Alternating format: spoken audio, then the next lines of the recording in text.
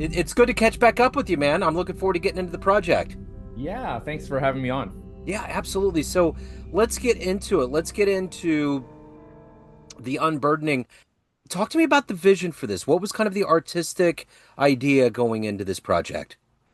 Well, the first Choices record was made during the pandemic because I had to learn this skill. I bought this microphone right here, and and I just started composing music first through GarageBand on my Mac, and then I kind of outgrew that, and then went to a larger program, Logic, and I really enjoyed the music. Like it kind of because of the technology, it made me hear music in a different way because of all these synthesizer sounds and all that. And I was open to that. I wasn't trying to recreate big band music on a with software. So I just went with that. And then for the second record, um, it's a darker, I guess, origin story. Like my wife and I took a trip to New York City. We often would go because it's pretty close to Toronto, and we went to the 9/11 Memorial, which Yeah. is pretty heavy. We'd never been there. We had been to Ground Zero, I think a year after when it was still the mess was still there. Yeah. And so it really struck home, and we just saw some things that really stuck with me. And that was actually kind of the impetus of trying to work through all these really dark feelings and thoughts and trying to think, okay, if I'm starting at this point of darkness, how do I work through and get to the end where hopefully the listener can hear that I've kind of come through the other side, survived it, and have unburdened myself of all these things. So a lot of the tracks were are actually inspired by, I guess, mental health. Yeah. like just we all have dark days and dark feelings, and thankfully, as a musician and a composer, I have the skill to kind of self give myself therapy, like so through music and composition. So that's the unburdening, really. Well, and the one thing too, living through these modern day and times, obviously, in America, there's been a lot of surreal things that have happened since the beginning of the year, strained relations with Canada. So my question to you is how much of living through the kinds of things that we're seeing unfold from America outward is a part of this process of creation? You know, all of what's happening right now, certainly it's all unfolding in real time this year, which took place after I re recorded this project. But this is all Canadians are talking about every day in and day out. Um, uh, I I haven't come across too many Canadians that have outward hostility against Americans. If Sure. anything, um, like I can only speak for myself. I'm actually kind of heartbroken for just seeing what's happening to the United States.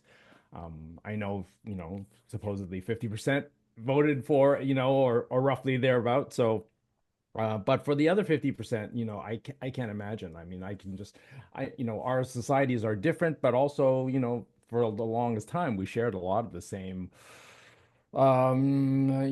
societal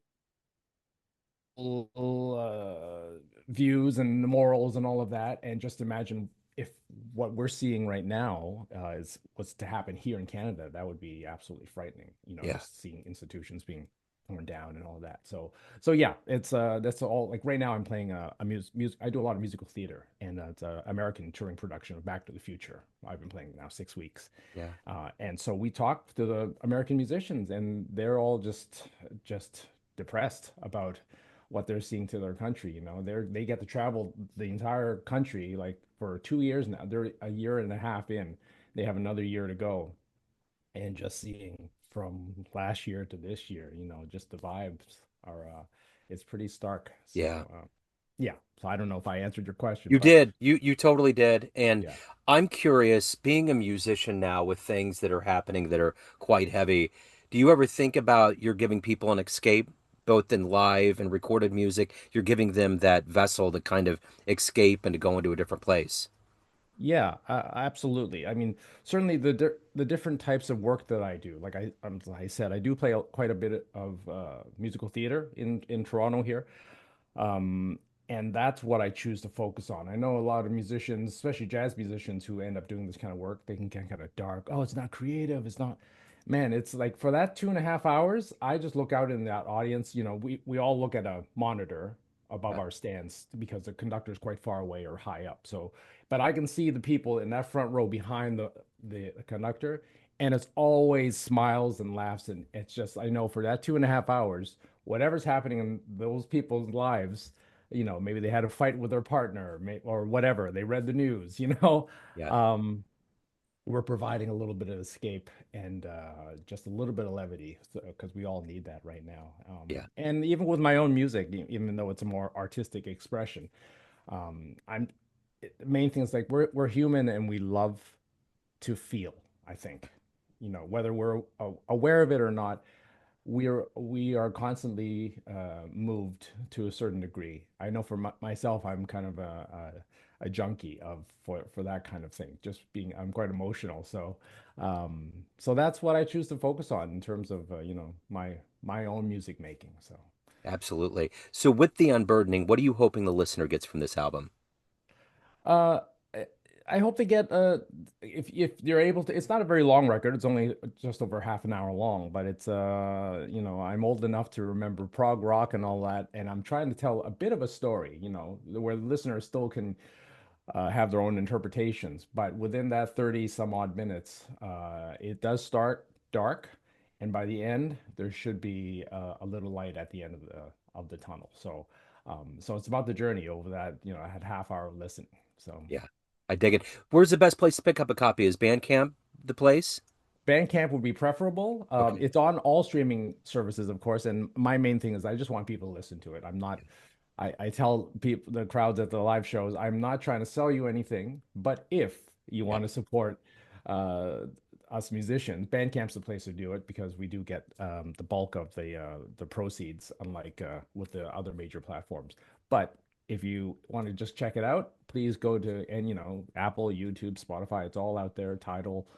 But Bandcamp is where you can show a little financial love to myself. So, I dig it. So what about live shows? What are you doing to promote? What's going on?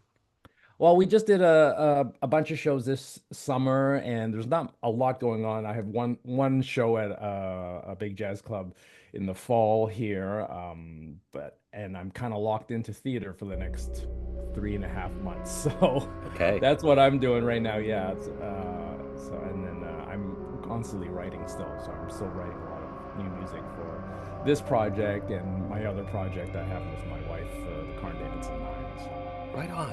yeah. Well, I always love the music. It's always great to catch up with you. Thank you so much. Best of luck with this release and we'll see you down the line, man. Thank you so much, Joe. Hey Thank you. jazz fans, Joe Domino of Neon Jazz here. Proud to let you know about the triumphant return of the Kansas City Blues and Jazz Festival to Legends Field at the home of the KC Monarchs with a stellar lineup.